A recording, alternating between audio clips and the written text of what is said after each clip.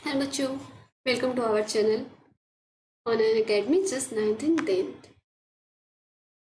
मैं आज आपको पढ़ाने जा रही हूँ क्लास 9th के साइंस का first chapter matter in our surroundings, हमारी आसपास की पदार्थ।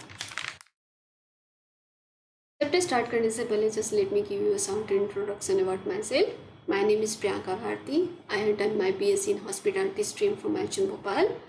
आई work as a trainer with Marriott group, जो कि दुनिया का बहुत बड़ा ग्रुप है होटल का। उसके तहत एज अ ट्रेनर काम किया है। फिर मैंने कुछ समय ITC के साथ भी काम किया है, जो कि इंडिया का बहुत बड़ा ग्रुप है। आफ्टर डेट मैंने कुछ टाइम एज अ फ्रीलांसर बच्चों को कोचिंग क्लासेस ली हैं। इस तरह से ओवरऑल मेरे पास 3 साल का टीचिंग एक्सपीरियंस है। आप मेरे साथ आप सॉरी हमारे साथ टेलीग्राम ऐप के साथ भी जुड़ सकते हैं, जिसके लिए आपको नीचे दिया गया लिंक कॉपी करना है। ये लिंक कॉपी करते के साथ ही वहाँ पे आप ज्वाइन कीजिए। ज्वाइन करने के बाद वहाँ पे आपको क्या मिलेंगे, वहाँ पे आपको मिलेंगे आपके इंटीग्रेटर्स के क्लासेस के नोटिफिकेशन मिलेंगे। बात है द मोस्ट इम्पॉर्टेंट बच्चों अन अकेडमी सब्सक्रिप्शन प्लान के बारे में। मैं आपको बताना चाहूँगी कि हमारा सब्सक्रिप्शन प्लान बहुत ही सस्ता है। अगर आप 1 साल का हमारा सब्सक्रिप्शन प्लान लेते हैं तो 1 साल का कॉस्ट वैसे तो पड़ता है 15,000, लेकिन अगर आप मेरा कोड प्रियंका UB अप्लाई करते हैं तो आपको 10% का डिस्काउंट करके ये पड़ेगा सिर्फ और सिर्फ 13,500 रुपीज़ का, जो कि बच्चों कुछ भी नहीं है। सिर्फ इसका अगर पर मंथ का कॉस्ट देखिए तो क्या पड़ता है 1,125 रुपीज़, जो कि हमारे डेली मोबाइल के का और टीवी के डिस्क के क्या कहते हैं उसके चार्जेस के इक्वल ही है। इतना तो हम पढ़ाई पे खर्च कर ही सकते हैं। अगर आप सेम यही 2 साल का प्लान लेते हैं तो 2 साल का वैसे तो कॉस्ट पड़ता है 25,000, लेकिन अगर आप एक ही बार में ये प्लान लेते हो तो आप मेरा कोड अप्लाई करिए Priyanka UB। Priyanka UB code apply करने के बाद आपको पड़ेगा वहाँ पे 10% का डिस्काउंट करके सिर्फ और सिर्फ 22,500 रुपीज़ का। तो बच्चों देर किस बात की, आप जल्दी से ये सब्सक्रिप्शन प्लान करें। लेकिन आप पूछोगे मैम मैं आपका सब्सक्रिप्शन प्लान क्यों लूँ, मेरे को क्या फ़ायदे हैं, तो मैं आपको इसके बेनिफिट्स बताना चाहूँगी। यहाँ पे आपको मिलेगा लाइव क्लासेस, जहाँ आप अपने फेवरेट टीचर्स से लाइव इंटरेक्ट कर सकते हैं। यहाँ यहाँ आपको मिलते हैं इंडिया के बेस्ट टीचर्स। आपको यहाँ पे क्विजेस बहुत सारी होंगी, बहुत सारे टेस्ट मिलेंगे।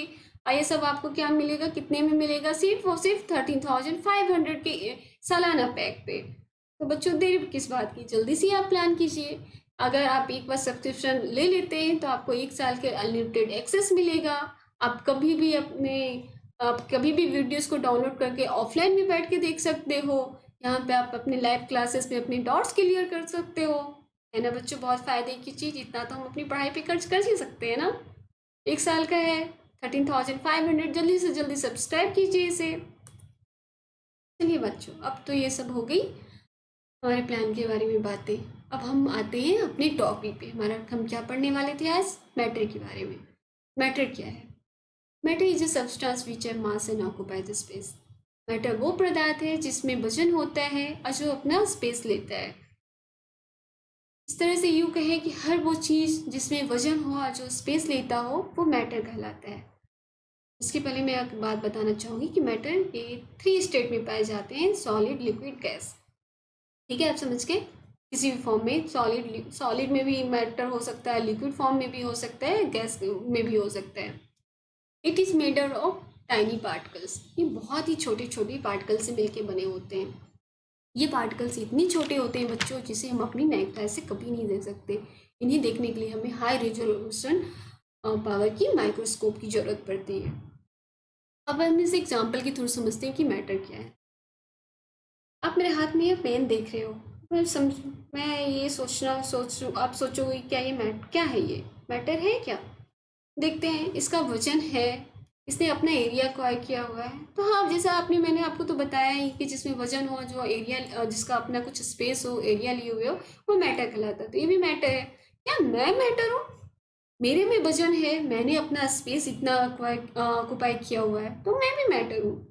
इस तरह से हर वो चीज़ अपने आसपास जो भी देखते हो, हर वो चीज़ उसमें हर कुछ ना कुछ वजन होता है, वो स्पेस लिया हुआ है, तो हर वो चीज़ मैटर कहलाती है। अब हम आगे पढ़ते हैं मैटर के कैरेक्टरिस्टिक्स के बारे में। तो मैटर के पार्टिकल्स की विशेषताएं क्या हैं? इसकी मेनली 3 विशेषताएं होती हैं। First, continuously moving. Second having space between them, third attract each other. अब हम इसके बारे में आगे डिटेल में पढ़ेंगे। पर फर्स्ट है कंटिन्यूसली मूविंग। मैटर के पार्टिकल्स कंटिन्यूस मूवमेंट में रहते हैं, ये कभी एक जगह स्थिर नहीं होते, कभी हमेशा एक जगह से दूसरी जगह, दूसरी जगह से इधर, इधर से उधर करते रहते हैं। जैसा कि मैंने आपको आपने पढ़ा है इसके पहले कि जो भी गतिमान चीज़ें होती हैं उसमें काइनेटिक एनर्जी पाया जाता है। तो इसके पार्टिकल्स हमेशा मूवमेंट करते रहते हैं, तो इनमें भी काइनेटिक एनर्जी पाया जाता है। अब मैं आपको बताना चाहूँगी कि टेम्परेचर क्या होता है। टेम्परेचर के डायरेक्टली प्रोपोर्शन, टेम्परेचर बढ़ाने पे क्या होता है, स्पीड बढ़ती है, स्पीड बढ़ाने पे काइनेटिक एनर्जी बढ़ता है। तो temperature directly proportional to speed and speed is directly proportional to kinetic energy. Same उसी तरह अगर हम टेम्परेचर डिक्रीज किए तो उसकी स्पीड भी घटेगी, स्पीड घटेगी तो काइनेटिक एनर्जी भी उसका घटेगा। अब इसे हम एक एग्जांपल के थ्रू हम समझते हैं। हमने एक ग्लास लिया गर्म दूध का, गर्म दूध में हम चीनी डालते हैं तो देखते हैं कि चीनी बहुत ईजिली मिल जाती है, क्योंकि वो उसका टेम्परेचर थोड़ा ज़्यादा है, तो स्पीड उसके पार्टिकल्स की उसको बहुत तेज़ी से मूवमेंट की है, जिसकी जल्दी वो बहुत जल्दी मिक्सअप हो गया। अगर हम सेम चीज़ हम अगर एक ठंडे ग्लास के दूध में हम चीनी को खोलते हैं तो उसमें बहुत ज़्यादा टाइम लेता है। जिससे आप ये समझ गए कि टेम्परेचर बढ़ाने पर स्पीड बढ़ती है, स्पीड बढ़ाने पर काइनेटिक एनर्जी उसका मूवमेंट ज़्यादा होता है। अब आप ये बात अब हम आप पूछोगे कि क्या ये मूवमेंट हर, जैसे आपने बताया मैम कि 3 स्टेट्स में होता है, सॉलिड, लिक्विड और ये गैसियस स्टेट में, तो तीनों में क्या इनका मूवमेंट सेम होता है? तो नहीं, इनके मूवमेंट तीनों में डिफरेंट डिफरेंट होते हैं। सॉलिड में बहुत कम होता है, लिक्विड में उससे ज़्यादा हुआ और गैस में उससे भी ज़्यादा हुआ। मीन सबसे ज़्यादा मूवमेंट किस में होता है? गैसियस स्टेट में। अब हम आते हैं इसके सेकेंड कैरेक्टर पे, particles of matter having space between. एक पार्टिकल दूसरे पार्टिकल के बीच में स्पेस होता है, जैसे कि आप नीचे वहाँ डायग्राम में देख रहे हो कि सॉलिड के पार्टिकल्स के बीच में बहुत कम स्पेस है। इसके पार्टिकल्स आपस में बहुत ही मतलब पास पास हैं, सटे सटे हैं, तो इनके बीच में कम स्पेस है। लिक्विड के पार्टिकल्स के बीच में स्पेस ज़्यादा है और गैस में बहुत ज़्यादा स्पेस है। अब हम इसी एग्जाम्पल के थ्रू समझते हैं कि स्पेस कैसे होता है, उनके बीच में कैसे हमें कैसे पता चला है कि पार्टिकल्स के बीच में स्पेस है। तो एक एग्जांपल के थ्रू समझने की कोशिश करते हैं। जब हम एक ग्लास में पानी लेते हैं, पानी में हम ग्लूकोज डालते हैं, ग्लूकोज को मिक्स करते हैं तो वो बहुत ईजिली उसमें मिक्स हो जाता है। इसका रीज़न क्या है? इसका रीज़न ये है कि बच्चों की वाटर के पार्टिकल्स के बीच में जो गैप था, वो ग्लूकोज के पार्टिकल्स के बीच में गैप था, उन दोनों ने आपस को फिल कर दिया, जिससे वो मिक्स हो गए। इससे आपको समझ में आया कि एक पार्टिकल और दूसरे पार्टिकल के बीच में गैप होता है। इसी तरह इसका बहुत सारे एग्जाम्पल्स हैं। इस स्पेस के कारण तभी तो हम नींबू पानी बनाते हैं, तो नींबू के पार्टिकल्स और पानी के पार्टिकल्स आपस में मिक्स करते हैं तो उससे नींबू पानी बनता है। सेम इसी तरह बहुत सारे एग्जाम्पल्स आप देख सकते हो चाय का, कॉफ़ी का। अब इसका थर्ड कैरेक्टर है particles of matter attract each other. जैसा कि हमें पता है, अपने मैंने मैटर के पार्टिकल्स के बीच में एक बॉन्ड होता है, जिस बॉन्ड के कारण एक पार्टिकल दूसरे पार्टिकल को आपस में अट्रैक्ट करते हैं। फोर्स इनके बीच में रखता है, जिसको फोर्स ऑफ अट्रैक्शन करते हैं, जिसकी वजह से ये आपस में जुड़े रहते हैं। अभी आप जैसे डायग्राम में आप देख रहे हो कि सॉलिड के पार्टिकल्स बहुत आपस में ज्वाइंट हैं, तो इनके बीच में फोर्स ये बहुत ज़्यादा होता है। लिक्विड के पार्टिकल्स के बीच में थोड़ा गैप है, तो इनके बीच ये जो फोर्स ऑफ अट्रैक्शन है थोड़ा सॉलिड्स के कंपेयर में कम होता है। और गैस में इसके पार्टिकल्स बहुत दूर दूर, बहुत मतलब आपस में दूर दूर हैं, जिससे इनके बीच में क्या हुआ, फोर्स ऑफ अट्रैक्शन बहुत कम हुआ, क्योंकि ये बहुत दूर दूर हैं। तो इनके बीच में जैसे कोई चीज़ यहाँ पे पास हुई, तो ये पास हुई तो इसमें बहुत ज़्यादा मतलब आपस में क्या हुआ, दोनों के बीच में बहुत ज़्यादा फोर्स ऑफ अट्रैक्शन हुआ। ये लिक्विड ये हुआ, लिक्विड के बीच में कम हुआ और गैस के पार्टिकल्स इतने दूर दूर रहते हैं, तो इसमें क्या हुआ, ये अट्रैक्शन बहुत ज़्यादा हुआ। अब इससे हम एग्जाम्पल की वजह से समझते हैं। हम एक लोहे की नेल लेते हैं, लोहे की नेल किल लिए, किल पे हमने हैमर से उसे तोड़ने की कोशिश की।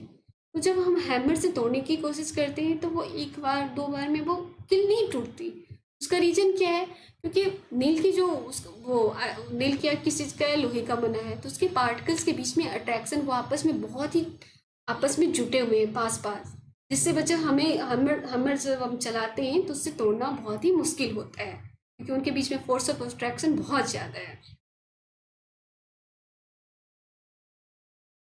अब हम ये देखते हैं atomic view of the three states of matter, matter का एटॉमिक व्यू।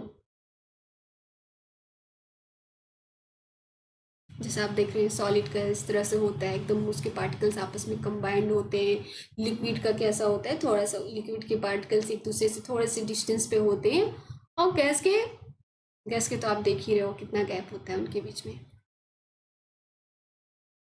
अब हम जैसा आपको बताया था मैटर के थ्री स्टेट्स होते हैं, सॉलिड, लिक्विड एंड गैस। तो अब हम तीनों की प्रॉपर्टी के बारे में पढ़ते हैं, क्या क्या उनकी सॉलिड, लिक्विड और गैस के क्या क्या प्रॉपर्टी कैसे होते हैं।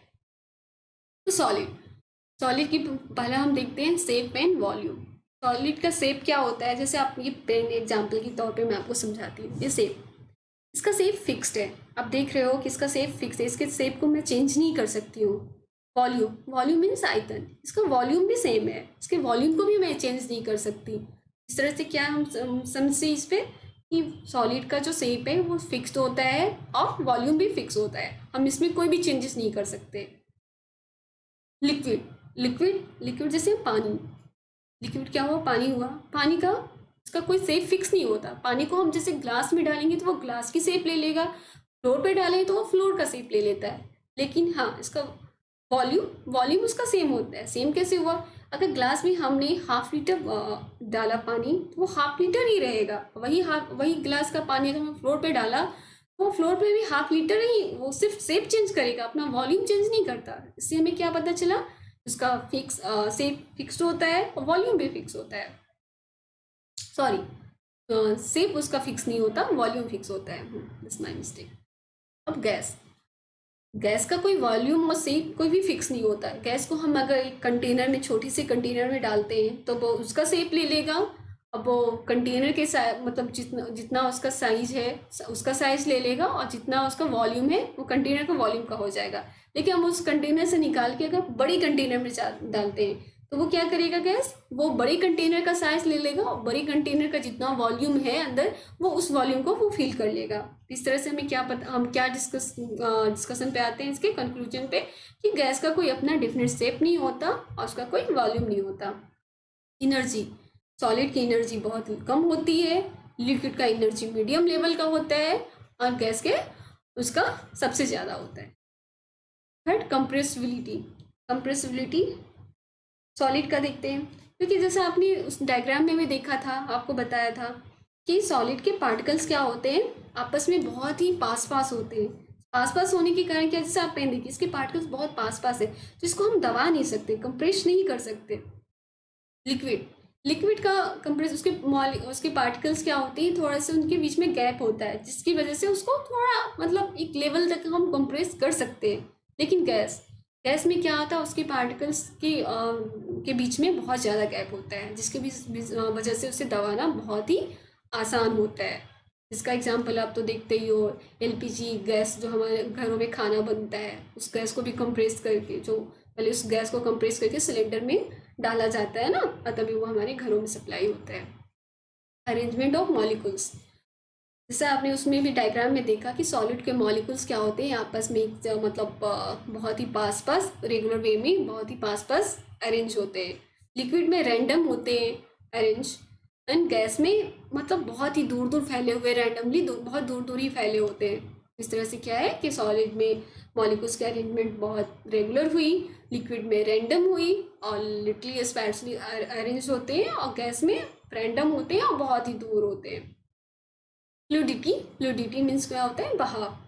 सॉलिड को, अब जैसे मैंने आपको एग्जांपल दिया पेन का, सॉलिड्स में फ्लो नहीं होता है क्योंकि इसकी रिजिडिटी है, ये कठोर है, इसमें फ्लो नहीं होगा, तो can not flow. Liquid, liquid को इसमें फ्लो होता है, वाटर को कहीं भी आप देखते हो वो बहता है। गैसेस, गैस में भी ये सारी डायरेक्शन में कहीं भी इसका फ्लो होता है, तो गैस में भी फ्लो होता है। मूवमेंट, सॉलिड की मूवमेंट इसमें निग्लिजिबल है, लिक्विड का उसका depends on inter particle attraction, and gas में फ्री है, कांस्टेंट है, कहीं भी रैंडम मूवमेंट कर सकता है। इंटर पार्टिकल स्पेस, सॉलिड के बीच में बहुत कम स्पेस होता है, लिक्विड के बीच में थोड़ा ज़्यादा होता है सॉलिड से, गैस में तो बहुत ज़्यादा होता है। इंटर पार्टिकल अट्रैक्शन, सॉलिड में जैसे आपको बताया मैंने, सॉलिड के उसके स्पेस कम है, तो स्पेस कम है क्योंकि उसके मॉलिक्यूल्स आपस में बहुत ही पास पास है, पास पास होने की वजह से उनका फोर्स ऑफ अट्रैक्शन बहुत ज़्यादा हो गया। लिक्विड में थोड़ा वो उनके बीच में गैप है, बताया मॉलिक्यूल्स के बीच में गैप था, तो मॉलिक्यूल्स के बीच में गैप रहने के कारण उनका फोर्स ऑफ अट्रैक्शन थोड़ा सॉलिड के कंपेयर में कम है। और सेम गैस में तो उसके पार्टिकल्स तो बहुत दूर दूर रहते हैं, तो इससे इनके बीच inter particle attraction, force of attraction बहुत ही ज़्यादा हुआ, सॉरी बहुत ही कम हुआ। डेंसिटी, डेंसिटी सॉलिड की मैक्सिमम सबसे ज़्यादा होती है, लिक्विड में मीडियम होता है, गैस में मिनिमम होता है। रेट ऑफ डिफ्यूजन सॉलिड में निग्लिजिबल है, लिक्विड में depends on inter particle attraction and gas में मैक्सिमम। अब हम आते हैं नेक्स्ट पे, change of state of matter. अब हम पढ़ेंगे बाय चेंजिंग टेम्परेचर के बारे में। टेम्परेचर चेंज करने पे मैटर अपना स्टेट कैसे चेंज करता है, एक स्टेट से दूसरे स्टेट में कैसे जाता है। तो पहला देखेंगे सॉलिड टू लिक्विड। सॉलिड से लिक्विड में चेंज होना, ये प्रोसेस क्या कहलाता है, ये मेल्टिंग प्रोसेस कहलाता है।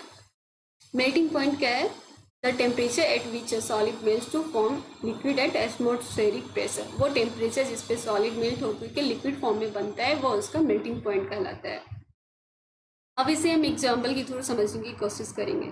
सॉलिड क्या है, आइस एक सॉलिड है, तो सॉलिड क्या होता है, सॉलिड में जैसे मैंने आपको बताया कि सॉलिड के पार्टिकल क्या होते हैं, आपस में बहुत ही टाइटली पैक्ड होते हैं। टाइटली पैक्ड होते हैं तो क्या होता है कि जब एक सॉलिड को हीट देते, आइस को हीट करते हैं, तो जैसे बताया था कि उसको हीट करने पे क्या होता है कि उसके पार्टिकल्स क्या होते हैं, उसके पार्टिकल्स बहुत ही एनर्जेटिक हो जाते हैं। एनर्जेटिक होने पे क्या होता है, उनकी एनर्जी हुई तो उनकी स्पीड बढ़ी। स्पीड बढ़ने पे क्या आपको बताया था कि स्पीड बढ़ती है तो उनकी काइनेटिक एनर्जी भी बढ़ी, तो उनके पार्टिकल्स की काइनेटिक एनर्जी भी बढ़ जाती है। काइनेटिक एनर्जी बढ़ने के कारण क्या होता है, उनके पार्टिकल्स वाइब्रेट करने, मतलब मूवमेंट, उनके मूवमेंट स्टार्ट हो जाती है। वो मूवमेंट स्टार्ट होने के कारण क्या होता है, बहुत तेज़ी से उनके बीच का जो फोर्स ऑफ अट्रैक्शन है उनके मॉलिक्यूल्स के बीच में, वो वीक पड़ जाता है। वो वीक पड़ गया, फोर्स ऑफ अट्रैक्शन उनका कम हो गया, जिसकी वजह से वो इधर उधर भागने लग जाते हैं, तो अपना वो स्टेट चेंज करके वो सॉलिड से आइस मेल्ट करके वो क्या आ जाता है, लिक्विड में लिक्विड बन जाता है। ये आप समझ गए। अब देखिए लिक्विड से गैस, लिक्विड से गैस, ये प्रोसेस क्या कहलाता है, ये प्रोसेस कहलाता है बॉइलिंग प्रोसेस कहलाता है। बॉइलिंग प्रोसेस क्या है मैं आपको बताती हूँ, पहले देखिए तो बॉइलिंग पॉइंट क्या है। The temperature at which the liquid boils to form vapours at atmospheric pressure. वो टेम्परेचर जिस पे लिक्विड बॉयल करके वेपर में कन्वर्ट होता है, वो उसका वो टेम्परेचर उसका बॉइलिंग पॉइंट कहलाता है। तो जैसे कि आपने देखा पहले मेल्टिंग में क्या हुआ कि वो उसका टेम्परेचर, आइस को इंक्रीज किया, टेम्परेचर उसका बढ़ाया, तो वो क्या हुआ, वाटर में कन्वर्ट हो गया। और वाटर को कंटिन्यू अगर हम हीट करते रहते हैं और हीट देते हैं, तो वो जो उसके मॉलिक्यूल्स और जो उनका फोर्स ऑफ मॉलिक्यूल्स के बीच में जो थोड़ा बहुत भी फोर्स ऑफ अट्रैक्शन था, वो और कमज़ोर हो जाता है और वो फिर फ्री हो जाते हैं, तो वो वेपर बन जाते हैं। तो ये क्या कहलाता है, ये प्रोसेस क्या हुआ, ये बॉइलिंग प्रोसेस हुआ। अब नेक्स्ट देखते हैं solid to gas and gas to solid. तो सॉलिड से गैस में बनना, ये प्रोसेस क्या कहलाता है, सब्लिमेशन। सब्लिमेशन प्रोसेस क्या है बताती हूँ। The change of solid directly to vapour on heating or vapour into solid on cooling without changing into liquid state. बिना लिक्विड के चेंज किए सॉलिड का डायरेक्टली वेपर में कन्वर्ट होना, ये प्रोसेस सब्लिमेशन प्रोसेस कहलाता है। और सेम उसी तरह फिर सॉलिड को, वेपर को क्या हुआ, वेपर को ठंडा करेंगे तो वो सॉलिड में बन जाएगा बिना लिक्विड स्टेट में आए हुए, ये प्रोसेस सब्लिमेशन कहलाएगा। अब इसमें हम एग्जाम्पल के थ्रू समझते हैं।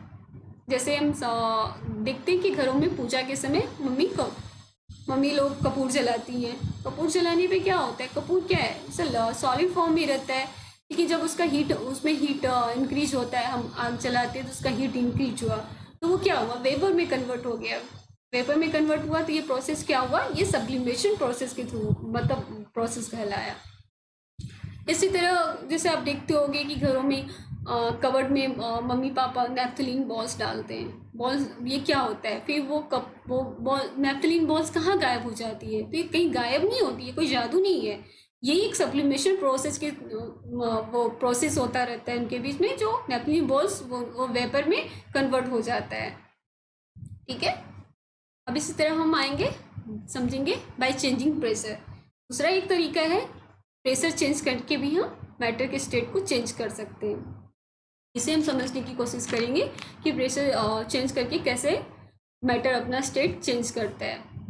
If we compress a gas in the cylinder, the distance between the particles get reduced and finally it is liquefied. अब इसको हम समझने की कोशिश करते हैं एग्जाम्पल के थ्रू। जैसे आप देखते हैं हॉस्पिटल में ऑक्सीजन गैस यूज होता है। तो ऑक्सीजन गैस क्या होता है, सबसे पहले हम ऑक्सीजन गैस पे क्या करते हैं, प्रेशर अप्लाई करते हैं। उसको प्रेशर अप्लाई करते हैं तो वो लिक्विड फॉर्म में चेंज हो जाता है। प्रेशर अप्लाई करके उसको लिक्विड फॉर्म में चेंज किया जाता है और उसके बाद फिर से सिलेंडर में पैक करके हॉस्पिटल में पहुंचाया जाता है, जो बाद में हम यूज करते हैं। ठीक है, तो यहाँ पे क्या हो रहा है, पहले गैस जो था ऑक्सीजन क्या था, वो गैस फॉर्म में था। गैस फॉर्म में उसको क्या हुआ, उस पर प्रेशर अप्लाई करके उसका लिक्विड फॉर्म में चेंज किया ना, तभी हमने सिलेंडर में भरा उसे। तो वो गैस फॉर्म से हमने किस में चेंज किया, प्रेशर अप्लाई करने के बाद लिक्विड फॉर्म में। तो आपने देखा कि प्रेशर अप्लाई करने पे गैस जो मैटर गैस स्टेट में था वो किस में आ गया, लिक्विड स्टेट में। अब एक और एग्जाम्पल की थोड़ी सी समझते हैं। जैसे हमारे घर में कुकिंग गैस, जो हमारा एलपीजी गैस कुकिंग गैस कहलाता है एलपीजी गैस हम यूज़ करते हैं। उस पर भी क्या होता है, वो भी एलपीजी गैस क्या होता है, पहले वो उस रहता है गैसियस फॉर्म में, जिसको प्रेशर अप्लाई करके उसको लिक्विडफाइड किया जाता है, फिर सिलेंडर में भरा जाता है, उसके बाद वो घरों में सप्लाई होता है। तो यहाँ भी हम क्या देख रहे हैं, यहाँ भी मैटर अपने गैस स्टेट चेंज करके लिक्विड स्टेट में आ रहा है। यहाँ पे भी हमने इससे हम क्या समझ में आया कि प्रेशर अप्लाई करने पे मैटर का स्टेट चेंज होता है। अब हम देखते हैं एक और एग्जांपल देखते हैं, सीएनजी जो गाड़ियों में यूज होता है एज अ फ्यूल। उस पर क्या होता है, सीएनजी गैस पे भी प्रेशर अप्लाई करके उसको कंप्रेस किया जाता है सिलेंडर में एज अ फ्यूल यूज करने के लिए। तो उसको सिलेंडर में कंप्रेस करके भरा जाता है लिक्विड फॉर्म में, फिर उसे गाड़ियों में डाला जाता है जिससे हम एज अ फ्यूल यूज करते हैं। उसे पता है कि सीएनजी से पॉल्यूशन नहीं होता। यहाँ भी क्या देखा हमने, गैस से लिक्विड फॉर्म में चेंज, प्रेशर देने पे गैस से लिक्विड फॉर्म में चेंज होना। अब एक और एग्जांपल के थ्रू समझते हैं, CO2 जैसे आपको पता है कि ये सॉलिड फॉर्म में रहता है। कार्बन डाइऑक्साइड गैस हमेशा सॉलिड फॉर्म में रहता है, ये कभी भी लिक्विड फॉर्म में नहीं होता। ऐसे क्या करते हैं, इस पे भी प्रेशर, जब इस पे प्रेशर इसका कम करेंगे तो ये डायरेक्ट गैस में चेंज हो जाता है। सॉलिड से क्या हुआ, ये डायरेक्ट गैस में चेंज हो गया, इसलिए कार्बन डाइऑक्साइड को हम ड्राई आइस भी कहा जाता है। तो यहाँ पे क्या हुआ, क्या कहते हैं, प्रेशर चेंज करने पे क्या हुआ, जो सॉलिड स्टेट में गैस था वो कौन से स्टेट में फिर चेंज हो गया, गैस स्टेट में। ठीक है, अब हम इसे यहाँ पे इसके थ्रू समझने की कोशिश करेंगे, जो मैंने नीचे प्रोसेस समझाया है। सॉलिड से गैस में, सॉलिड स्टेट अगर चेंज कन्वर्ट होता है गैस स्टेट में, तो वो प्रोसेस क्या कहलाता है, सब्लिमेशन प्रोसेस। ठीक है, ठीक उसी तरह गैस स्टेट से लिक्विड में चेंज होना, ये प्रोसेस कहलाएगा कंडेंसेशन। ओके, देखिए सॉलिड आइस था, आइस पेपर में कन्वर्ट हुआ, ये प्रोसेस क्या हुआ, कहलाया सब्लिमेशन। इसी तरह जैसे आपको बताया था कि इसके थ्रू कपूर का भी एग्जाम्पल आपको दिया था कि कपूर जैसे उसको जलाने पर क्या हुआ, तो गैस में कन्वर्ट हुआ। ये सारे प्रोसेस किसके थ्रू है, सब्लिमेशन के थ्रू।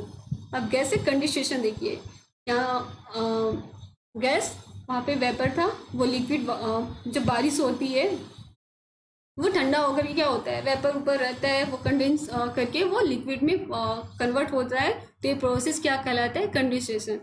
अब वहाँ से देखिए कंडेंसेशन क्या होता है, वाटर क्या, उसको जब हम उसको फ्रीज करेंगे, वाटर को फ्रीज करने पे क्या होता है, वाटर फिर अपने किस फॉर्म में आता है, उसमें सॉलिड फॉर्म क्या हुआ, आइस में कन्वर्ट हो जाता है। तो ये प्रोसेस ऐसे ही चलता रहता है। सेम उसी तरह मेल्टिंग, अगर आइस को मेल्ट करते हैं तो मेल्ट करके वो क्या बना, वो लिक्विड फॉर्म में बन गया।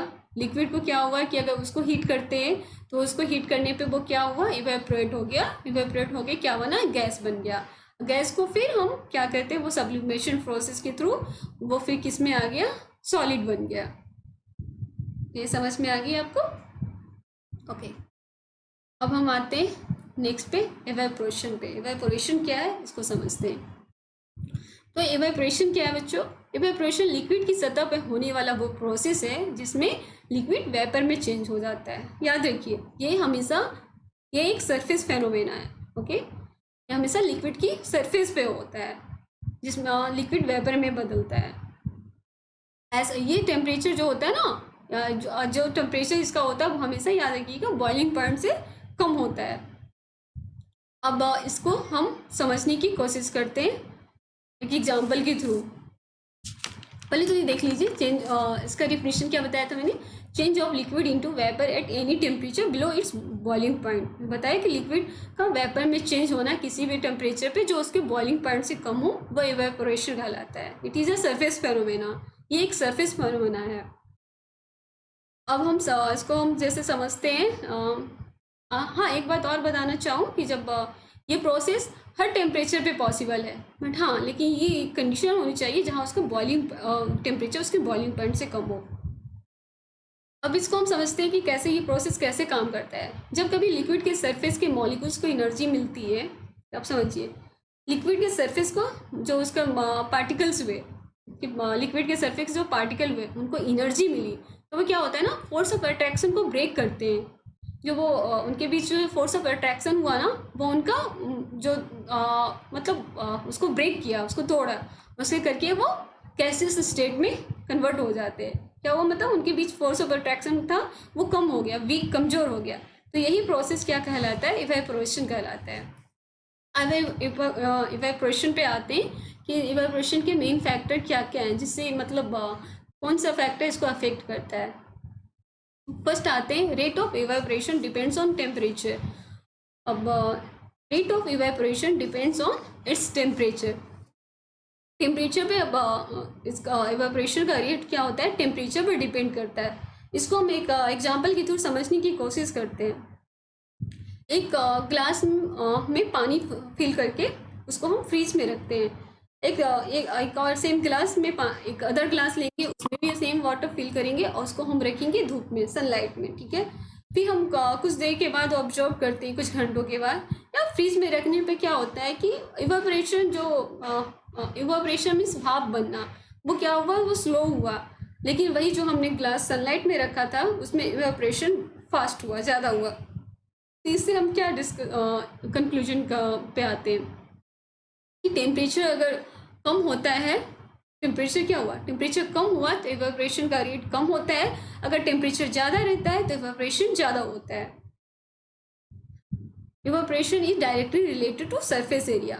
इवेपोरेशन क्या चीज़ पर डिपेंड करता है, directly related to surface area. Means surface area अगर जितना ज़्यादा बड़ा हुआ इवेपोरेशन का रेट उतना ही ज़्यादा बड़ा होगा। अब हम इसको समझने की कोशिश करते हैं कैसे। एक हम छोटे से बॉल में पानी लेते हैं, एक हम बड़ा साइज का बॉल लेते हैं, उसमें वाटर रखते हैं। अब दोनों को हम देखते हैं कि सनलाइट में रखते हैं तो हम क्या देखते हैं, कुछ देर के बाद ऑब्जर्व करते हैं तो क्या हमें दिखता है कि जो छोटा बॉल था उसमें इवेपोरेशन, उसका पानी कम उसका इवेपोरेशन कम हुआ, और जो बड़ा सरफेस वाला था बॉल उसका इवेपोरेशन ज़्यादा हुआ। इससे क्या डिस्कस निकलता है कि जो बड़ा है उसका वाटर जल्दी इवेपोरेट हुआ, और जिसका कम है सरफेस एरिया उसका थोड़ा टाइम ले रहा है। इससे आप क्या हमारा कंक्लूजन क्या निकलता है कि सरफेस एरिया भी डिपेंड करता है इवेपोरेशन के रेट पे। सरफेस एरिया अगर ज़्यादा बड़ा होगा इवेपोरेशन का रेट उतना ज़्यादा होगा, सरफेस एरिया अगर छोटा होता है तो इवेपोरेशन कम होता है। अब आते हैं थर्ड पॉइंट पे, increase in humidity is indirectly related to. तो ह्यूमिडिटी क्या कहलाती है बच्चों, ह्यूमिडिटी क्या होता है, वाटर पार्टिकल्स यानी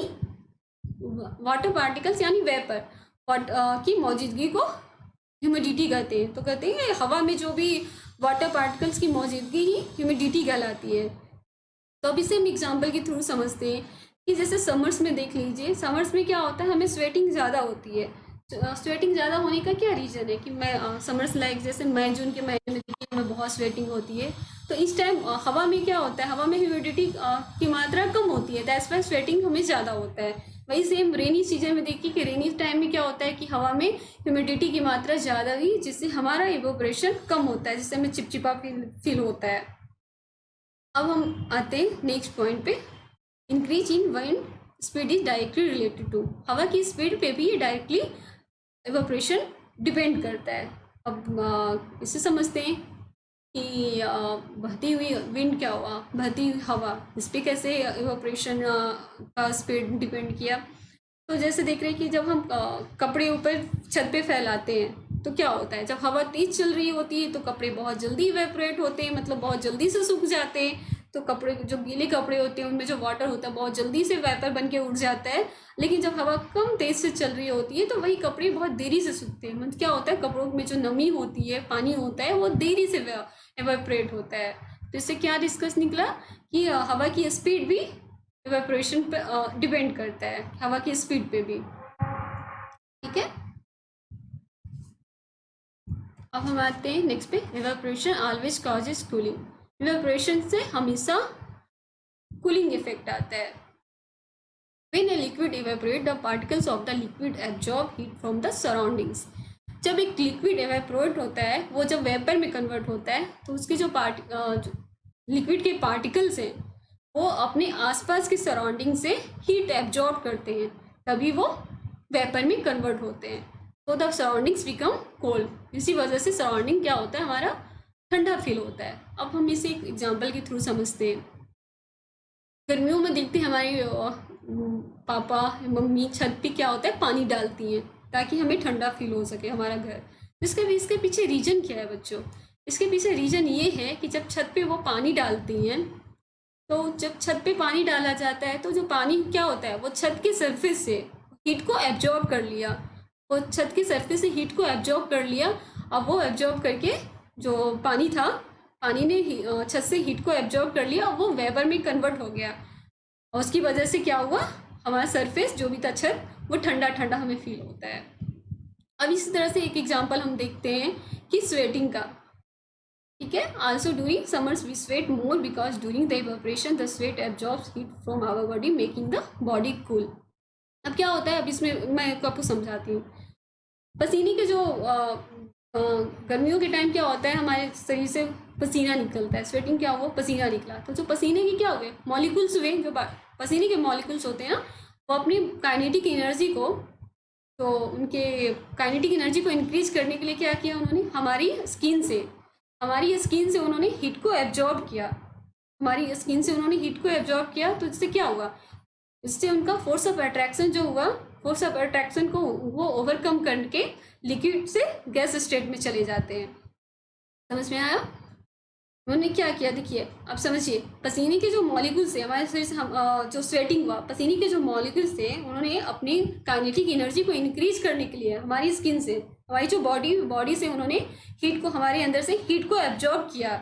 हीट को ऑब्जर्व करके जो उनका जो फोर्स ऑफ अट्रैक्शन है, उनको उससे बाहर निकल के उन्होंने उसको कम किया, उससे फिर वो लिक्विड से क्या होते हैं, गैसियस स्टेट में कन्वर्ट हो जाते हैं। ये प्रोसेस बार बार होता रहता है, जिससे क्या होता है, जो पसीने के मॉलिक्यूल्स है ना, हमारे स्किन से हीट को ऑब्जर्व किया है, ये प्रोसेस बार बार होता रहता है, जिससे हमें पता चलता है कि हमें हमारी बॉडी थोड़ी ठंडी फील होती है।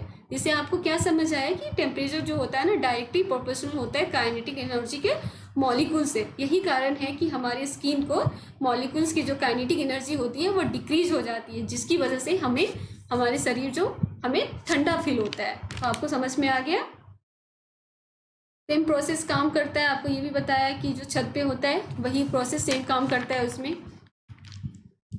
अब आप इसको आप एक एग्जाम्पल के थ्रू और समझाती हूँ। जैसे आप वो एसीटोन लीजिए, एसीटोन बोले तो जो नेल पेंट रिमूवर होता है वो अपने हाथ पे लीजिए। आप एसीटोन को अपने हाथ पे डालते हैं तो क्या होता है, एसीटोन का जो सरफेस के मॉलिक्यूल्स है, आपने उस पर डाला तो उसके जो सरफेस के मॉलिक्यूल्स हैं वो क्या करते हैं, वो एनर्जी को एब्जॉर्ब करेंगे, आपके हाथ वो सरफेस को एब्जॉर्ब करेंगे। उससे क्या होता है, वो उनके अपने मॉलिक्यूल्स के काइनेटिक एनर्जी को इंक्रीज करके, आप समझिए क्या, आप फिर से समझिए, मैं समझा रही हूँ। एसीटोन के जो सरफेस के मॉलिक्यूल्स हैं वो अपनी एनर्जी को एब्जॉर्ब करेंगे और अपने मॉलिक्यूल्स के काइनेटिक एनर्जी को इंक्रीज करेंगे, जिससे क्या होगा, वो अपने फोर्स ऑफ जो उनके बीच पार्टिकल के बीच में जो फोर्स ऑफ अट्रैक्शन है वो उससे ओवरकम करके लिक्विड से गैसियस स्टेट में कन्वर्ट हो जाते हैं। ये प्रोसेस बार बार कंटिन्यू होता रहता है जिसकी वजह से वो गायब हो जाते हैं। तो क्या हुआ, यहाँ पे भी आपने समझा कि इवेपोरेशन प्रोसेस कैसे हो रहा है। ठीक है, अब यही देखिए, आपको ये फेनोमेना जो डेजर्ट कूलर है हमारा, ये भी इसी फेनोमेना पे काम करता है। अब मैं बताती हूँ कि इस सिद्धांत पे कैसे काम करता है। आप जैसे आप यहाँ देख रहे हैं डेजर्ट कूलर, इसमें एक फिल्टर होता है, एक पंप है, वाटर कूलर है, एक फैन लगा हुआ है। ठीक है, क्या होता है, कूलर के तीनों साइड देखिए, इसके तीनों साइड क्या होता है, कूलिंग पैड होते हैं। जो कूलिंग पैड होते हैं ये कंटिन्यूसली इसमें क्या होता है, वाटर फ्लो करता रहता है। वाटर फ्लो कैसे करता रहता है, ये पंप के थ्रू उसमें वाटर आता रहता है, जिससे वो कूलिंग पैड में पानी वो कूलिंग पैड में पानी जाता रहता है। अब जो फैन है, फैन क्या करती है, वो बाहर की हवा सक करती है और उसे अंदर थ्रो करती है।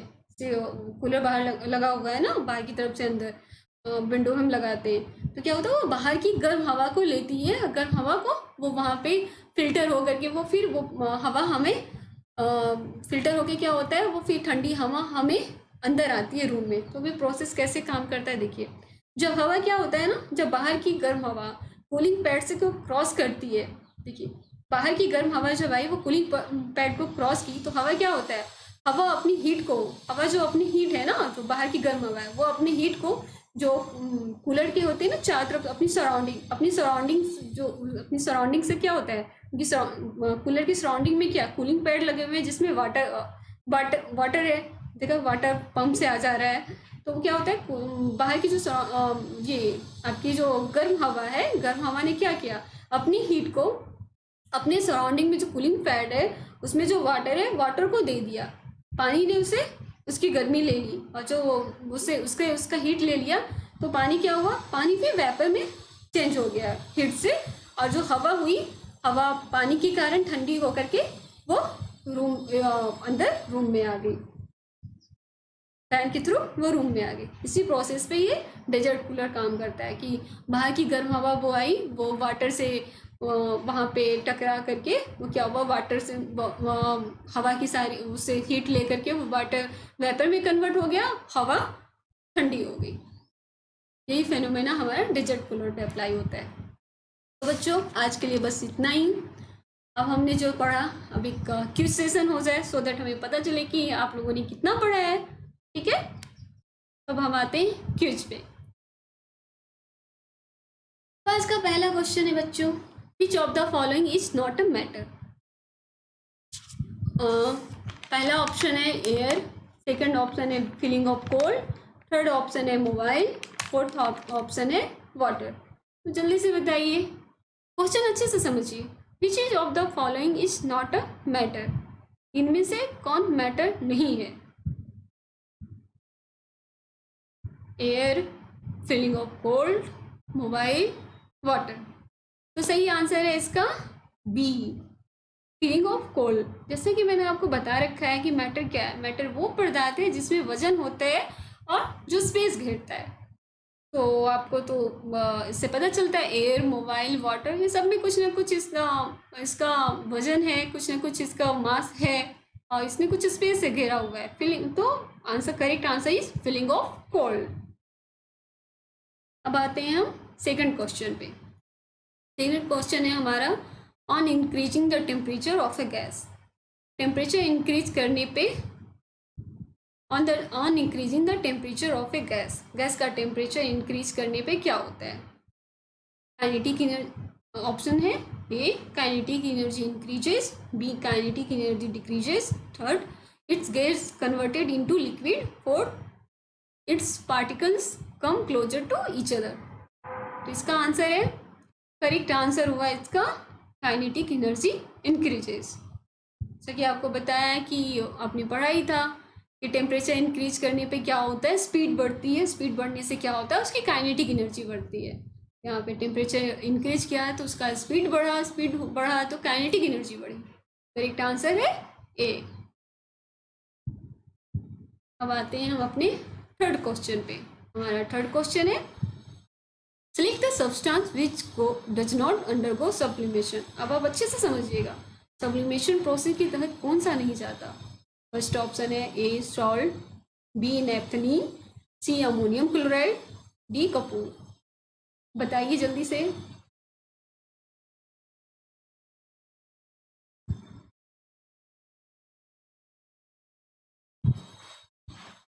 तो इसका करेक्ट आंसर क्या है? जैसा कि मैंने आपको सारे एग्जाम्पल देखिए बताए थे कि सब्लिमेशन प्रोसेस का एग्जाम्पल क्या है, नेफ्थलीन। नेफ्थलीन बॉल्स को अगर हम कपड़ों के बीच में डालते हैं तो वो सब्लिमेशन प्रोसेस के तहत क्या होता है, वो वेपर में कन्वर्ट हो जाता है। अमोनियम क्लोराइड, कपूर, कपूर को भी बताया था मैंने कि वो जलाने पे क्या होता है, वेपर में कन्वर्ट हो जाता है। इसका करेक्ट आंसर है सॉल्ट। सॉल्ट को क्या होगा, सॉल्ट ये मेल्ट होकर के ये लिक्विड में आ जाएगा। अब हम आते हैं अपने फोर्थ क्वेश्चन पे। हमारा फोर्थ क्वेश्चन है, which of the following statement is incorrect? First है, matter is made up of particles. B, matter is continuous in nature. C, particles of matter are always in a state of motion. D, particle of matters attract each other. जल्दी से बताइए इसका answer. Question अच्छे से समझिएगा। Which of the following statements is incorrect? तो हम आते हैं, देखते हैं इसका आंसर क्या होगा। पहला ऑप्शन हमारे क्या है, matter is made up of particles. ये तो मैंने आपको पहले ही सबसे फर्स्ट पेज पे ही बताया था कि मैटर के पार्टिकल्स की विशेषताएं क्या है। Matter is made up of particles. Matter क्या होता है, बहुत ही छोटे छोटे पार्टिकल से मिलके बना होता है। Matter is made continuous in nature. तो मैटर कंटिन्यूअस इज नेचर, जैसा कि आपको पता है कि मैटर का छोटे छोटे के पार्टिकल से मिलकर बना हुआ है। तो ये तो आपको साफ पता चल गया कि आंसर गलत है। तो ये आंसर क्या है, इनकरेक्ट है। Matter is continuous in nature. Matter continuous नहीं है, ये स्पेस, ये इसके बीच में स्पेस होगा क्योंकि ये पार्टिकल से बना हुआ है ना। थर्ड क्या है, particles of matter are always in state of motion. ये भी मैंने आपको बताया था कि इसकी विशेषताएं हैं कि पार्टिकल ऑफ मैटर क्या होते हैं, मैटर के पार्टिकल हमेशा मोशन में रहते हैं, कभी भी एक जगह स्थिर नहीं रहते। फोर्थ क्या है, particles of matter attract each other. Matter के पार्टिकल्स के बीच में एक फोर्स ऑफ अट्रैक्शन होता है जिसकी वजह से वो आपस में एक दूसरे से बंधे होते हैं। इसका करेक्ट आंसर क्या हुआ, B, matter is continuous in nature. ये इनकरेक्ट है इस सारे स्टेटमेंट में। तो बच्चों आज के लिए बस इतना ही। आज का चैप्टर ये खत्म हुआ। अब हम नेक्स्ट चैप्टर में मिलेंगे। फिर से मैं आपको बताना चाहूँगी, जिन बच्चों ने अभी तक अनअकैडमी का सब्सक्रिप्शन नहीं लिया है या जिन लोगों ने अभी तक अनअकैडमी डाउनलोड नहीं किया है, तो कृपया प्लीज़ प्ले स्टोर में जा कर के अनअकैडमी लर्निंग ऐप पे जाएँ, उसे इंस्टॉल करें। इंस्टॉल करने के बाद क्या है कि आप अपना गोल सेट कीजिए। गोल सेट करने के बाद आपका जो गोल, आपको जो पढ़ना है, जिसकी क्लास के बारे में, क्लास 9th है, क्लास 10th है, आप जिस सब्जेक्ट की भी तैयारी कर रहे हैं, जिसकी भी प्रिपरेशन कर रहे हैं, आप अपना वहाँ पे गोल मैनेज कीजिए। उसके बाद आप प्लस पे जाइए। प्लस में जाने के बाद आप हमारे उसे सब्सक्राइब कीजिए। आपको मैंने तो पहले ही बताया था कि सब्सक्राइब करने का बेनिफिट क्या मिलेगा। आपको यहाँ पे मिलेंगे लाइव क्लासेस, आपको अपने लाइव फेवरेट एजुकेटर से लाइव इंटरेक्ट करने का मौका मिलेगा। और एक बार आपने सब्सक्रिप्शन प्लान लिया तो आप जब मर्जी तब आप हमारे चैनल को एक्सेस कर सकते हैं। वहाँ पे अपने कंटेंट्स, अपने पढ़ाई से रिलेटेड कंटेंट चेक कर सकते हैं। यहाँ पे आपको मिलते हैं कि कभी भी आप अपने आप को जो भी कोई डाउट्स हो तो अपने क्या करते हैं, अपने फेवरेट एजुकेटर्स के क्लास में लाइव क्लासेस अटेंड करके अपने डाउट क्लियर कर सकते हैं। और सबसे बड़ी बात, अगर आपको भी पढ़ने का मन नहीं है, सपोज आपने तो आप वहाँ पे चैनल, कभी आपके पास नेट नहीं है तो आपने सोचा अभी सिर्फ आप डाउनलोड करके आप कभी भी उसे ऑफलाइन जाके भी पढ़ सकते हैं। तो बच्चों है नहीं, बहुत सारी बेनिफिट्स यहाँ पे। आप जल्दी से इसे सब्सक्राइब करें, हमारा सब्सक्रिप्शन प्लान लें और ये सारी फैसिलिटी, आप जो भी बेनिफिट्स हैं आप अवेल करें। तो बच्चों अगर आपको ये पसंद आया तो आप इसे सब्सक्राइब करना ना भूलें। सब्सक्राइब करते के साथ ही इसे आप वहाँ पे बेल बटन प्रेस कीजिए, फिर इसे लाइक एंड शेयर कीजिए। आज के लिए बाय।